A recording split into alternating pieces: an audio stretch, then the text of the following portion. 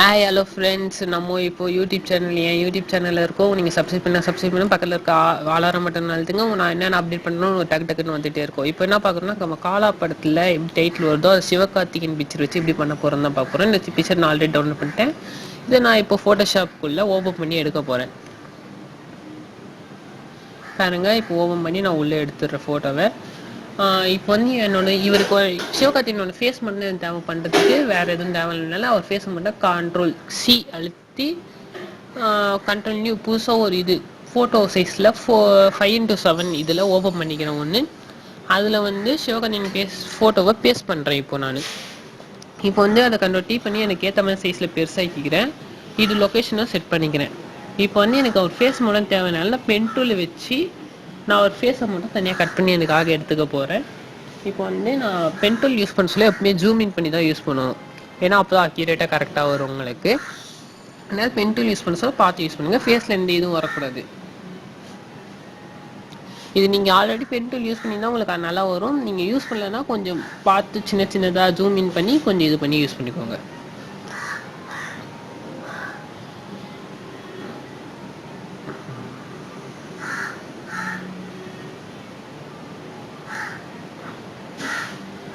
என்னடா இவன் முடிக்கு எல்லாம் எடுக்கலையே அப்படின்னு பார்க்காதீங்க. அது நம்மளுக்கு தேவையில்லை. எப்படினாலே அது எரேஸ் பண்ணுற இடத்துல தான் வரும். அதனால நம்ம அந்த அளவுக்கு இது பண்ணி எடுக்க தேவையில்லை.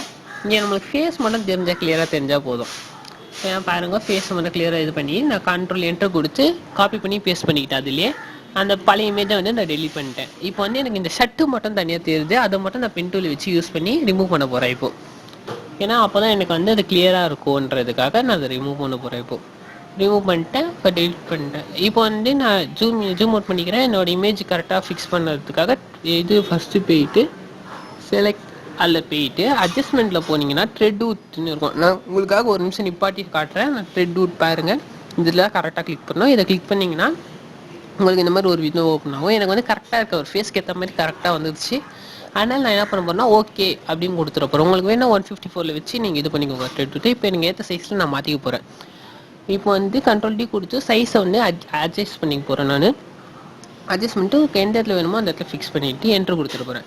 இப்போ என்ன பண்ண போகிறேன்னா எரேஸ் பண்ண போகிறேன். இப்போ எரேசரில் போட்டிங்கன்னா மேஜிக்குன்னு ஒன்று இருக்கும், எரேசர் மேஜிக். அதெல்லாம் கிளிக் பண்ணி இந்த பிளாக்கை மட்டும் நம்ம டெலிட் பண்ண போகிறோம். இப்போ இந்த பிளாக்கை ஜூம் இன் பண்ணி டெலிட் பண்ணுங்கள். ஏன்னா கண்ணுக்கிட்டலாம் நம்ம வந்து கரெக்டாக பண்ணணும், இல்லை வேஸ்ட்டாக நம்மளுக்கு இதுவாகும். அது வந்து கரெக்டாக பண்ணிங்கன்னா உங்களுக்கு இதுவாகும். போகிற இது மட்டும் இது பண்ணுங்கள், போகிறதெல்லாம் அப்படியே விட்டுருங்க. ஏன்னா வேஸ்ட்டாக இல்லைன்னா நம்ம இது பண்ணுறது. இதுக்கப்புறம் என்ன பண்ணணும்னா இது பேக்ரவுண்டில் போயிட்டு பிளாக் கலரை நம்ம இது பேஸ்ட் பண்ணிடணும். இதுக்கு வந்து Alt பேக் கொடுத்திங்கன்னா உங்கள் பேலட்டில் பிளாக் இருந்தால் பிளாக் இது பேஸ்ட் ஆகிடும். இப்போ என்ன பண்ண போகிறீங்கன்னா இந்த ஒயிட் கலர் தெரியுது இல்லை, ஃபேஸை விட்டு மித்த சைடில் இருக்க ஒயிட்டெல்லாம் வந்து நார்மல் எரேசரை வச்சு நம்ம அழிக்க போகிறோம். நார்மல் எரேசர் வச்சு அதை கொஞ்சம் ஜூம் இன் பண்ணி அந்த லேயரில் தான் பண்ணணும். நம்ம பேக்ரவுண்டில் பண்ணிட்டு இந்த மாதிரி ஒயிட் வந்துடும். நீங்கள் அந்த லேயரில் தான் பண்ணணும். லேயரில் போயிட்டு பேக் அந்த ஒயிட்டை மட்டும் அழித்து பிளாக்காக மாற்றணும். இப்போ அழிச்சிட்டோன்னே மாறுதா. இந்த ஃபேஸ் கிட்ட பண்ண சொல்ல மட்டும் கொஞ்சம் கரெக்டாக பண்ணுங்கள். ஏன்னா ஃபேஸ்லாம் நம்மளுக்கு அக்யூரேட்டாக தேவைப்படும்.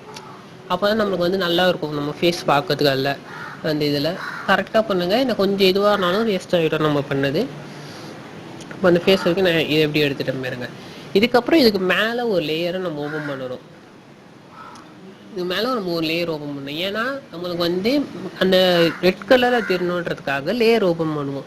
இது வந்து கலர் பேலட்டில் போயிட்டு நம்மளுக்கு எந்த கலரில் ரெட்டு வேணுமோ அந்த கலரில் நம்ம சூஸ் பண்ணிக்கணும். ஃபஸ்ட்டு அந்த கலரில் போயிட்டு ஃபஸ்ட்டு ரெட் கலர் நான் சூஸ் பண்ணி ஓகே கொடுத்துட்டேன். இதுக்கு மேலே வந்து ஆல்ட் டெலிட் கொடுத்திங்கன்னா அந்த கலர் வந்துடும். அதை வந்து கிளிப் மாஸ்க் அப்படின்னு கொடுத்திங்கன்னா உங்கள் ஃபோட்டோ மேலே அந்த இமேஜ் மேலே வந்துடும் அழகா. ஏன்னா அப்போ தான் நீட்னஸாக நம்மளுக்கு தெரியும் அந்த இமேஜ். இதுக்கப்புறம் நம்ம வந்து ஃபாண்ட் அடிக்க போகிறோம். காலா இந்த ஃபாண்ட் வந்து நீங்கள் எடுக்கணும்னா ஃபஸ்ட் இந்த வெப்சைட்டில் போய் டவுன்லோட் பண்ணி எடுத்துக்கோங்க. இந்த நான் வந்து இப்போ டவுன்லோட் பண்ணுறேன். இந்த இதில் டவுன்லோட் ஆகிடுச்சு. நான் அதை வந்து இப்போ ஓப்பன் பண்ணுறேன். ஓப்பன் பண்ணி இந்த ஓப்பன் ஆகுது. இப்போ ஓப்பன் ஆகுதா. நான் எப்படி இன்ஸ்டால் பண்ணுறேன்னு பாருங்கள். அதை கிளிக் பண்ணுறேன். நான் எனக்கு வந்து இன்ஸ்டால்னு கொடுக்குறேன். இன்ஸ்டால் கொடுத்தோன்னே எனக்கு வந்து ஒரு சின்ன இது ஓப்பன் ஆகுது. அந்த ஓப்பனில் வந்து அது ஃபுல்லாக இன்ஸ்டால் ஆகிடும். இன்ஸ்டால் ஆனோடனே அதுவே ஆட்டோமேட்டிக்காக மறைஞ்சிரும் நம்மளுக்கு இதுவாகி இன்ஸ்டால் பண்ணி. இப்போ போயிட்டு உங்களுக்கு இன்ஸ்டால் ஆனோடனே உங்கள் ஃபோட்டோஷாப்பில் போய் காலான்னு அடிங்க. காலா நான் டைப் பண்ணுறேன். டைப் பண்ணி அதை செலக்ட் பண்ணிவிட்டு இப்போ போய் அந்த எந்த இது நான் ஃபாண்ட்டை செலக்ட் பண்ணுறேன்னு பாருங்கள். இப்போ அந்த ஃபாண்ட்டை போய் நான் செலக்ட் பண்ணுறேன். உங்களுக்காக ஒரு நிமிஷம் நிப்பாட்டி செலக்ட் பண்ணி பார்க்குறேன். இப்போ பாருங்கள் செலக்ட் பண்ணிட்டேன். இதுக்கப்புறம் வந்து நான் கண்ட்ரோல் ஷிஃப்ட்டு கிரேட்டர் தென் ஆரோவை போட்டு நான் அழுத்திட்டே இருக்கேன். அப்போ தான் நீங்கள் வந்து இந்த ஃபாண்ட்டு பெருசாகும். இல்லை நீங்கள் போய் சைஸில் கூட போய் சைஸை கூட மாற்றிக்கலாம். அது உங்கள் இஷ்டம். நீங்கள் வந்து இப்போ வந்து கண்ட்ரோலில் பிடிச்சிக்கிட்டு நீங்கள் வந்து உங்கள் ஃபாண்ட்டு உங்களுக்கு எப்படி வேணுமோ அந்த சைஸில் மாற்றிக்கிட்டு எந்த லொக்கேஷனில் வேணுமோ அந்த இடத்துல போய் வச்சுக்கோங்க. ஏன்னா அப்போ தான் நம்மளுக்கு வந்து அந்த இமேஜ் ரியாலிட்டியாக இருக்க மாதிரி இருக்கும். இப்போது நான் அந்த மாதிரி செட் பண்ணிட்டேன். இப்போ வந்து இது வேறு இடத்துல வந்து வேறு லேயரில் போய் கிளிக் பண்ணால் அந்த இமேஜில் மேலே இருக்க செலக்டாக போயிடும். இப்போ வந்து பார்த்தீங்கன்னா அப்படியே கிளியராக அதே மாதிரி ஒரிஜினல் ஆட்டமே இருக்கா.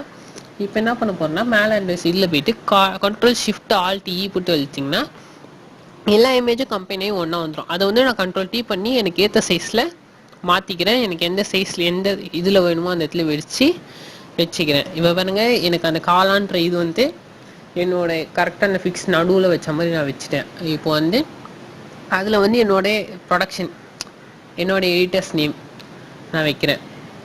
பாருங்கள் நான் டைப் பிடிக்கிறேன். பாருங்கள் அந்த காலா ஃபாண்ட்டிலே வச்சு நான் டைப் பிடிக்கிறேன்.